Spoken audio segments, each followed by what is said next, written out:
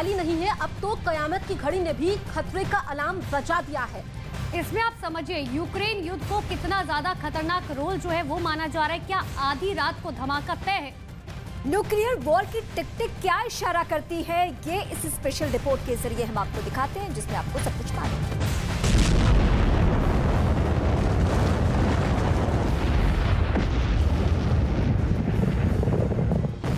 सवाल है, क्या परमाणु युद्ध का टाइम काफी करीब आ गया है? कीव में 425 न्यूक्लियर शेल्टर का बनना, अमेरिका के एनएसए का रूस से बातचीत और अब डूम्सडे क्लॉक की वार्निंग ने वैज्ञानिकों की नींद उड़ा रखी है। बुलेटिन ऑफ एटॉमिक साइंटिस्ट्स ने एक चेतावनी से भरा लेख प्रकाशित किया है, जिसकी हेडलाइन ही है नो वेयर टू हाइड, यानी छिपने के लिए कोई जगह नहीं। इसमें लिखा है कि कैसे परमाणु युद्ध अचार सिर्फ खाने के लिए ही नहीं है, कमाने के लिए भी है। ये अचार के बिजनेस करके महीने के 5 लाख कमा रहे हैं। आपको भी ये करना है तो फ्रीडम ऐप को अभी डाउनलोड कीजिए। करीब करीब दुनिया की पूरी आबादी की जान ले लेगा। इस लेख में संपादक फ्रैंकोइस डियाज मॉरिन ने लिखा है, स्पष्ट रूप से यूक्रेन में युद्ध के साथ हम अभी भी चिंतित हैं कि दुनिया परमाणु युद्ध में सो सकती है। फ्रैंकोइस डियाज मॉरिन का इशारा साफ तौर पर कयामत की घड़ी की तरफ है, जो 1947 से काम कर रही है। ये घड़ी बताती है कि दुनिया पर परमाणु हमले की आशंका कितनी अधिक है। इस बार सुई का कांटा 75 साल के इतिहास में सबसे अधिक खतरनाक मुकाम पर बताया गया है। 1953 में अमेरिका और रूस के शीत युद्ध के दौरान भी इसका कांटा आधी रात से 120 सेकंड दूर रखा गया था, लेकिन पहली बार घड़ी का कांटा 120 सेकंड से भी कम होकर 100 सेकंड पर पहुंच गया है।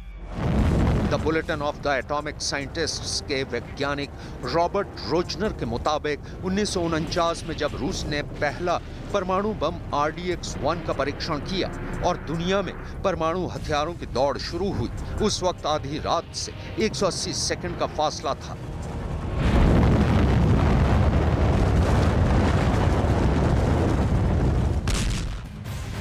तो सिर्फ रूस यूक्रेन युद्ध ही नहीं बल्कि दुनिया में कई और ऐसे मोर्चे भी हैं जहां युद्ध को बढ़ाने वाला तनाव अपने चरम पर है। और आशंका ये जाहिर की जा रही है कि पहला परमाणु फ्रंट यूक्रेन युद्ध में खुल सकता है। पुतिन कई बार परमाणु बमों की याद भी दिला चुके हैं।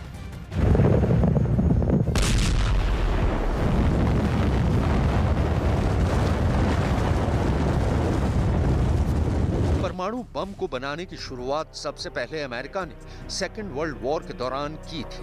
अमेरिका ने साल 1942 में परमाणु हथियार बनाने के लिए मैनहट्टन परियोजना की शुरुआत की थी, जिसमें तब $2 अरब का खर्च आया था, जो आज की तारीख में 2 लाख करोड़ भारतीय रुपए के बराबर है। फिर रूस, ब्रिटेन और फ्रांस जैसे देश एटॉमिक होड़ में शामिल हो गए। अगर दुनिया के परमाणु बमों की तादाद को ग्राफ के जरिए समझने की कोशिश करें तो साल 1945 में 2 एटम बम से बढ़कर साल 1985 में कोल्ड वॉर के आखिरी दौर में पूरी दुनिया में परमाणु हथियारों का जखीरा टॉप पर था। उस वक्त एटम बमों की तादाद 66,449 तक पहुंच गई थी। Bulletin of the atomic scientists द्वारा बनाए गए डेटा से पता चलता है कि 1986 के बाद से एटम बम कम होते गए हैं। Federation of American scientists FAS के मुताबिक 1990 के दशक की तुलना में हाल के दिनों में परमाणु हथियारों को नष्ट करने की रफ्तार में कमी तो जरूर आई है, लेकिन एक अनुमान के मुताबिक दुनिया में अभी भी तकरीबन 13,900 परमाणु बम मौजूद हैं। हालांकि शीत युद्ध के बाद परमाणु हथियारों के जखीरे में कमी आई है, लेकिन आज भी दुनिया के कई देशों के पास हजारों की संख्या में ये हथियार मौजूद है। FAS यानी फेडरेशन ऑफ अमेरिकन साइंटिस्ट के मुताबिक 3,600 एटमी हथियार मिसाइलों पर लगाए गए हैं और ये सैन्य बलों के नियंत्रण में है। इनमें से करीब 1,800 हथियार हाई अलर्ट मोड में हैं और शॉर्ट नोटिस पर हमले के लिए तैयार रहते हैं। रूस ने 1,600 हथियार मिसाइल पर तैनात कर रखे हैं। अमेरिका ने भी इतनी ही संख्या में हथियारों को तैनात कर रखा है। फ्रांस ने 280 और ब्रिटेन ने 120 परमाणु हथियार तैनात कर रखे हैं। Stockholm International Peace Research Institute ने अपनी 2022 के सालाना रिपोर्ट में आशंका जाहिर की है कि दुनिया में बढ़े तनाव के चलते परमाणु हथियारों के इस्तेमाल का जोखिम दशकों में सबसे अधिक बढ़ गया है। दुनिया में परमाणु हथियारों की तादाद बढ़ने की आशंका है। ऐसे में ये जान लेना बहुत ही जरूरी है कि फिलहाल दुनिया के कितने मोर्चों पर युद्ध को बढ़ाने वाला तनाव अपने चरम पर है। पहला परमाणु फ्रंट यूक्रेन युद्ध में खुल सकता है। पुतिन कई बार दुनिया को अपने पावरफुल परमाणु बमों की याद दिला चुके हैं। दूसरा न्यूक्लियर फ्रंट बाल्टिक देशों में मौजूद नेटो और रूस के बीच खुल सकता है, जहां न्यूक्लियर टेंशन बढ़ने की आशंका है। तीसरा मोर्चा उत्तर कोरिया के किम जोंग खोल सकते हैं, जिनकी परमाणु भूख लगातार बढ़ती चली जा रही है, जो दक्षिण कोरिया, जापान समेत अमेरिका तक के लिए परेशानी की बात साबित हो सकती है। चौथा परमाणु मोर्चा चीन खोल सकता है, क्योंकि परमाणु बम का बड़ा जखीरा रखने वाला चीन ताइवान को अपने नक्शे में मिलाने को आतुर है। चीन अगर ताइवान पर हमला करता है तो नौबत परमाणु युद्ध तक की आ सकती है। पांचवा न्यूक्लियर फ्रंट इजराइल और ईरान के बीच खुल सकता है। अगर इन 5 मोर्चों में से किसी भी एक मोर्चे पर परमाणु युद्ध हो गया तो नतीजा बहुत ही भयावह होगा।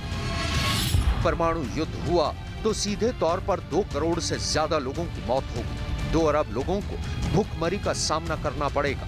दुनिया की आधी ओजोन परत भी खत्म हो जाएगी। धरती का एक बड़ा हिस्सा काले धुएं के आगोश में समा जाएगा। सूरज की रोशनी ठीक से धरती पर नहीं पहुंच पाएगी। दुनिया भर में मॉनसून पर बहुत बुरा असर पड़ेगा। परमाणु बम ऐसे बम होते हैं जो न्यूक्लियर रिएक्शन की वजह से बहुत छोटे होने के बावजूद भी बहुत बड़े धमाके कर सकते हैं। ये बम न्यूक्लियर फ्यूजन यानी नाभिकीय संलयन या फिर न्यूक्लियर फिजन यानी नाभिकीय विखंडन के फॉर्मूले पर काम करते हैं, जो विस्फोट के बाद बड़ी तबाही लाते हैं।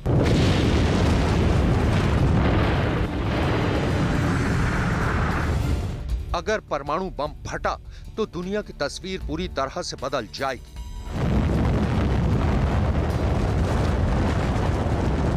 ये बम दुनिया के जिस हिस्से पर गिरेगा वो वीरान हो जाएगा। वहां की धरती बंजर हो जाएगी।